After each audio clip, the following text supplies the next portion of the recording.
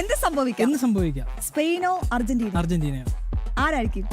അത് നമുക്ക് അടുത്ത റൗണ്ടിലേക്ക് പറയാം. അതൊരു ബുദ്ധിപരമായ നീക്കമാണ്. ലൂസേഴ്സ് ഫൈനൽ ഇന്നലെ ഇംഗ്ലണ്ടിന്റെ ഉറക്കം ആലോചിച്ച് കാണുന്ന കളിയാണ്. അതിനെക്കുറിച്ച് നമുക്ക് പറഞ്ഞു തന്നെ തുടങ്ങേണ്ടിയിരിക്കുന്നു. ശരിക്കും ഒറ്റ വാക്കിൽ പറഞ്ഞ അശ്വതി, ഫ്രഞ്ച് പീരങ്കിപ്പട നിഷ്ക്രിയമായ അവസ്ഥയാണ് കണ്ടത്. അതായത് ഒരു തരത്തിലും എംബാപ്പെ ഉൾപ്പെടെയുള്ള ആളുകളെ ഒരു തരത്തിലും സർവൈവ് ചെയ്യിപ്പിക്കാത്ത രീതിയിലുള്ള ഒരു വല്ലാത്തൊരു ടാക്ടിക്കൽ മൂവ് ആയിരുന്നു ഇംഗ്ലണ്ട് നടത്തിയത്. ഈ കളി സത്യം പറഞ്ഞു കഴിഞ്ഞാൽ അർജന്റീനയ്ക്കൊപ്പം കളിച്ചിരുന്നെങ്കിൽ ഇന്ന് ഫൈനലിൽ അർജന്റീനയ്ക്ക് വരെ നിൽക്കേണ്ടത് ഇംഗ്ലണ്ട് ആയിരുന്നു. അതാണ് ഞാൻ പറഞ്ഞത്, ഫിനാലിലേക്ക് ടിക്കറ്റ് എടുക്കേണ്ടിരുന്നതാണ് ഇംഗ്ലണ്ട്. കാരണം എന്തൊരു പെർഫോമൻസ് ആയിരുന്നു. എംബാപ്പയൊക്കെ മാരക ഗോൾ കേട്ടോ. മെസ്സിയൊക്കെ ഒരു പടി അങ്ങോട്ട് മാറി നിൽക്കേ, എംബാപ്പ മുന്നിലെത്തിയിട്ടുണ്ട്. ഒപ്പം ഇന്നലെ എന്താ പറയുന്നത്, ഫ്രാൻസ്, നമ്മൾ എപ്പോഴും പറയും ഫ്രാൻസ് ഗംഭീര ഭൂമിയിലാണ്, അല്ലെങ്കിൽ ഒരു ടീമിനും ഫ്രാൻസിനെ വെല്ലാൻ പറ്റില്ല. പക്ഷെ ഇന്നലെ നമ്മൾ കണ്ടു ഫ്രാൻസ്. അതായത് അശ്വതി, ഇത് നമ്മൾ സംസാരിക്കേണ്ടത് എന്താ അറിയോ, ഫ്രാൻസ് ഗംഭീര ടീം തന്നെയാണ്. നല്ല യുവാക്കളുടെ ഒരു നിര, നല്ല അറ്റാക്കിംഗ് ഉള്ള ഒരു മൊമെന്റോ ക്രിയേറ്റ് ചെയ്യാൻ പറ്റുന്ന ഒരു ടീം, നല്ല ടീം വർക്കായിട്ട് വർക്ക് ചെയ്യുന്ന ഒരു കൂട്ടം ആളുകൾ, എല്ലാമാണ്. എന്നാൽ അവർക്കുണ്ടായ ഏറ്റവും വലിയ പിഴവ് അവരുടെ മിഡിലാണ്. ആ മിഡിന്റെ പിഴവ് കണ്ടെത്തിയത് പരാഗ്വയാണ്. ആ പരാഗ്വ മിഡിന്റെ പിഴവ് കണ്ടെത്തിയതിനു ശേഷം പിന്നെ ഫ്രാൻസ് ഏറ്റുമുട്ടിയ ഒപ്പമുള്ള കളികൾ നമ്മൾ നോക്കിയാൽ നമുക്ക് മനസ്സിലാവും. എല്ലാ കളികളിലും ഒരു പിഴവുണ്ടായിരുന്നു. അങ്ങനെ പാളാറില്ലല്ലോ. ഇല്ല അശ്വതി, ഇപ്പം നമ്മൾ പറയണം, ദശാംശന്റെ തന്ത്രങ്ങളെ കുറിച്ച് നമ്മൾ എപ്പോഴും എല്ലാ ആഗോള ആരവത്തിന്റെ എപ്പിസോഡുകളും നമ്മൾ സൂചിപ്പിക്കുന്നതാണ്. എന്നാൽ അതിന് സംഭവിക്കുന്ന എന്താണെന്ന് വെച്ച് കഴിഞ്ഞാൽ പുള്ളിക്കാരന്റെ ടാക്ടിക്സിനും അപ്പുറമായിരുന്നു എതിർ ടീമുകളുടെ കളിക്കാനുള്ള വികാരം, കളി എന്നുള്ള വികാരം, അതായത് ജയിക്കാനുള്ള വികാരം വലുതായിരുന്നു. ഇപ്പൊ സ്പെയിനെതിരെ നമ്മൾ കണ്ടത് തന്നെയാണ്, ഫ്രാൻസ് സ്പെയിനെതിരെയുള്ള മത്സരത്തിൽ കണ്ടത് തന്നെയാണ് നമ്മളിപ്പം ഇംഗ്ലണ്ടിനെതിരെയും കണ്ടത് ഇന്നലെ. പക്ഷെ ഇംഗ്ലണ്ട് ഒന്ന് അങ്ങനെ കളിച്ചിരുന്നുവെങ്കിൽ ഒരു പക്ഷെ അർജന്റീനയ്ക്ക് ടിക്കറ്റ് എടുക്കാൻ പറ്റില്ലായിരുന്നു. ഇംഗ്ലണ്ട് വേഴ്സസ് സ്പെയിൻ എന്നുള്ള രീതിയിലേക്ക് നമ്മൾ ചിത്രം മാറിയണേ. ഇത്രയും ഗംഭീരമായി കയ്യിൽ കിട്ടുന്ന പൊസിഷൻ ബോളുകളെ കൺവെർട്ട് ചെയ്ത് ഗോളാക്കാൻ സാധിക്കുന്ന ഇത്രയും ഗംഭീരമായിട്ടുള്ള ഒരു അറ്റാക്കിംഗ് ടീം കയ്യിൽ ഇരുന്നിട്ടാണ് തോമസ് തുഷേല് ഡിഫൻസിനെ ഇറക്കിയിട്ട് അതായത് സ്വന്തം ടീമിനെ അധിക്ഷേപിക്കുന്ന രീതിയിലാണ്.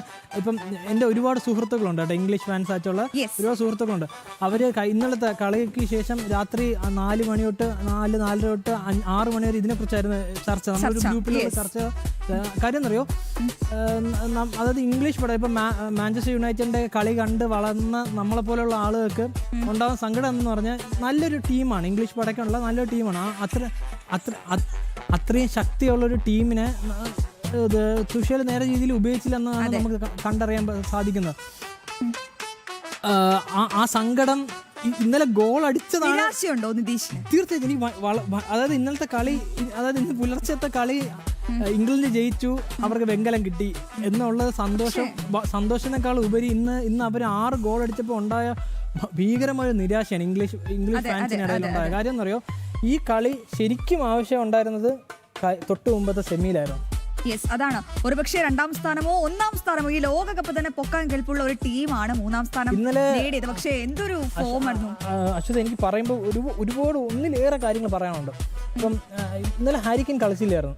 കെയ്ന് കളിക്കാതെയാണ് ഈ 6 ഗോൾ. അതെ, അപ്പം അതായത് ഇംഗ്ലണ്ടിന് ഈ ലൂസേഴ്സ് ഫൈനൽ കളിക്കാൻ വലിയ താല്പര്യമൊന്നും ഇല്ലായിരുന്നു എന്നാണ് നമുക്ക് കിട്ടിയ റിപ്പോർട്ട്. പക്ഷേ കളിച്ചപ്പോൾ താല്പര്യമില്ലാതെ കളിച്ചിട്ട് ഇത്രയും ഗംഭീര പെർഫോമൻസ് പുറത്തെടുക്കാമെങ്കിൽ അതിനകത്ത് നമുക്ക് പറയേണ്ട ഒന്നിലേറെ കാര്യങ്ങളുണ്ട്. അതായത് പ്ലേയിങ് ലെവനിൽ റാഷ്ഫോർഡിനെ ഇറക്കിയിട്ട് നമ്മൾ കണ്ടിട്ടുള്ളത് വളരെ കുറവാണ്. കഴിഞ്ഞ സെമിയിൽ അവസാനം, അതായത് എക്സ്ട്രാ ടൈമിൻ്റെയും അവസാന നിമിഷങ്ങളിൽ മാത്രമാണ് റാഷ്ഫോർഡിനെ ഇറക്കിയത്. അതായത് തിരിച്ചൊരു പ്രത്യാക്രമണം പ്രതീക്ഷിച്ച് ആണ്. പക്ഷേ റാഷ്ഫോർഡിന് അതിന് വേണ്ടി വർക്ക് ചെയ്യാനുള്ള സമയമില്ലായിരുന്നു. റാഷ്ഫോർഡിന് ഒരു ഫോമായി വന്നപ്പോഴേക്കും കളി അവസാനിക്കുകയും ചെയ്തു. മിനിറ്റുകൾ മാത്രം ബാക്കിയുണ്ടായിരുന്നു. എന്നാൽ ഇന്നലെ അതെല്ലാം തിരുത്തിക്കൊണ്ട് തോമസ് തുഷേൽ റാഷ്ഫോർഡിനെ പ്ലേയിങ് ലെവലിൽ ഇറക്കി. നമുക്ക് കാണാൻ സാധിച്ചത് എന്തെന്നറിയാമോ അശ്വതി, അതായത് റാഷ്ഫോർഡിന്റെ സൈഡ് ലെഫ്റ്റ് വിങ് ഫ്രീ ആയിരുന്നു. ഒരാൾ പോലും റാഷ്ഫോർഡിനെ മാർക്ക് ചെയ്യാനില്ലായിരുന്നു. കാര്യം പുള്ളിക്കാരൻ അത്രയും ഫ്രീ ആക്കി ആ സ്പേസ് ക്രിയേറ്റ് ചെയ്യും. ഇപ്പുറത്തെ സൈഡിൽ, അതായത് പുള്ളിക്കാരൻ ആ സൈഡ് ഫ്രീ ആക്കുമ്പോൾ പുള്ളിക്കാരനെ മാർക്ക് ചെയ്യാൻ പോകുന്ന സമയത്ത് ഇപ്പുറത്തെ സാക്ക ആയാലും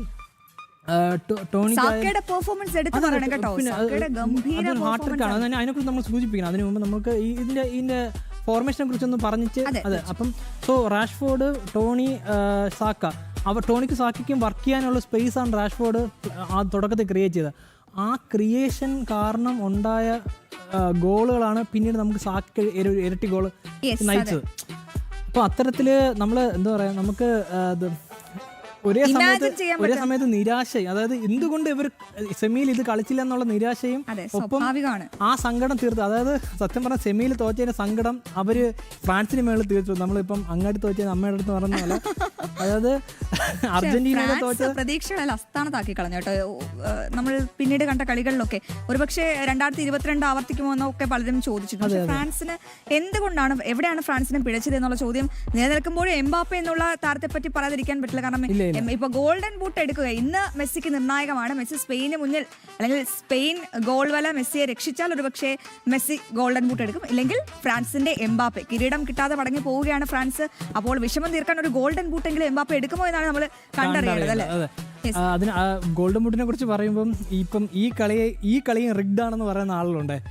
അതായത് മറ്റേ ഫിഫ മറ്റേ അർജന്റീന ഫാൻ ബോയ് ആ കഥയുണ്ടല്ലോ, അതിനോടൊപ്പം ഇതും റിഗ്ഡ് ആണെന്ന് പറഞ്ഞ് ഒരു കൂട്ടം പോസ്റ്റുകൾ നമ്മളിപ്പം, അതായത് ഒരു 5 മണിക്കൂർ കൊണ്ട് നമ്മൾ നിരന്തരം ഇപ്പോഴും സോഷ്യൽ മീഡിയ റൺ ആയിക്കൊണ്ടിരിക്കുകയാണ്. അതായത് മെസ്സിക്ക് ഇത് ബൂട്ട് കിട്ടാതിരിക്കാൻ വേണ്ടി ഇംഗ്ലണ്ടും ഫ്രാൻസും കൂടെ ചേർന്ന് നടത്തിയതാണ്.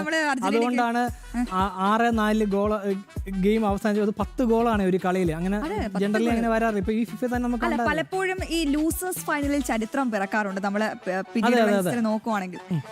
അപ്പോൾ നിതീഷ് ചേട്ടാ, മറ്റെന്തെങ്കിലും ലൂസേഴ്സ് ഫൈനലോട്ട് ബന്ധപ്പെട്ട് ആഡ് ഓൺ ചെയ്യണം? കാരണം ഇന്ന് മുഴുവൻ നമ്മൾ പ്രേക്ഷകരിലേക്ക് ഫുട്ബോൾ ആവേശം, ഫുട്ബോൾ വാർത്തകൾ ഇടകേറി പരിശോധിച്ചുകൊണ്ട് ഫൈനലിൽ എന്ത് സംഭവിക്കും, ആരൊക്കെ വീഴ്ത്തും, ആരാകും ഈ കളിയിലെ താരം, ഗോൾഡൻ ബൂട്ട് ആര് സ്വന്തമാക്കും, എന്താണ് ഫിഫ ലോകകപ്പിന്റെ 2026 ഏറ്റവും പ്രധാനപ്പെട്ട പ്രത്യേകത, അങ്ങനെ ഒരുപാട് വിശേഷങ്ങളോട് പ്രേക്ഷകരെ ചോദിക്കാം. മറ്റെന്തെങ്കിലും ആഡ് ചെയ്യാനുണ്ടോ? ആഡ് ചെയ്യാൻ നമുക്ക് ഡെക്ലാൻ റൈസിനെ കുറിച്ച് പറയേണ്ടതുണ്ട്. അതായത് ഡെക്ലാൻ റൈസ് 3-ാം മിനിറ്റ്, ശരിക്കും 3-ാം മിനിറ്റ് അല്ല, 2 ചില്ലുവാനായപ്പോൾ തന്നെ ഡെക്ലാൻ റൈസ് കുതിച്ച് കയറി വന്ന് ഒരു ഗോൾ അടിക്കുകയും ചെയ്തു. ആ ഗോൾ സത്യം പറഞ്ഞാൽ ഫ്രാൻസിന്റെ ഗോൾ വല മാത്രമല്ല തകർത്തത്, അവരുടെ ആത്മവിശ്വാസത്തിനെയാണ് തകർത്തത്. ആ തകർച്ചയാണ് പിന്നീട് നമ്മൾ മിനിറ്റുകൾക്കകം കണ്ട വീണ്ടും വന്ന ഗോളുകളെല്ലാം.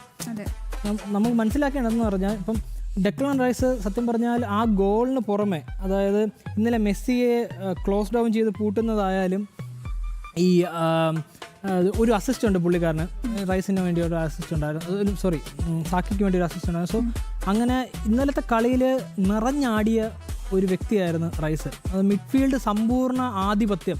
ഈ മിഡ്ഫീൽഡ് നമ്മൾ യുദ്ധത്തിൽ, അതായത് നമ്മൾ രാജാവിന്റെ ഒരു പടത്തലവൻ ഉണ്ടായിരിക്കുമല്ലോ, പടത്തലവൻ ഒരു ഭാഗം അങ്ങ് കാക്കും.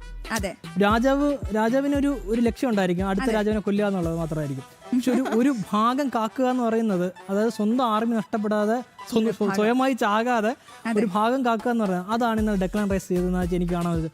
അതായത് മിഡിൽ സമ്പൂർണ്ണ ആധിപത്യമായിരുന്നു.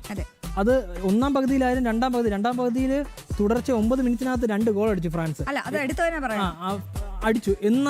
എന്നിട്ടും അവരുടെ ഡിഫൻസ് പതറിയില്ല, തിരിച്ചു വന്നു. അത് ഡെക്ലാൻ റൈസിന്റെ ഒരു പിന്തുണ കാരണമാണ്. അത് നമ്മൾ അത് പറഞ്ഞു വേണം നമ്മളത് മുന്നോട്ട് പോകാൻ വേണ്ടി. യെസ്, എന്തായാലും അത് തന്നെയാണ്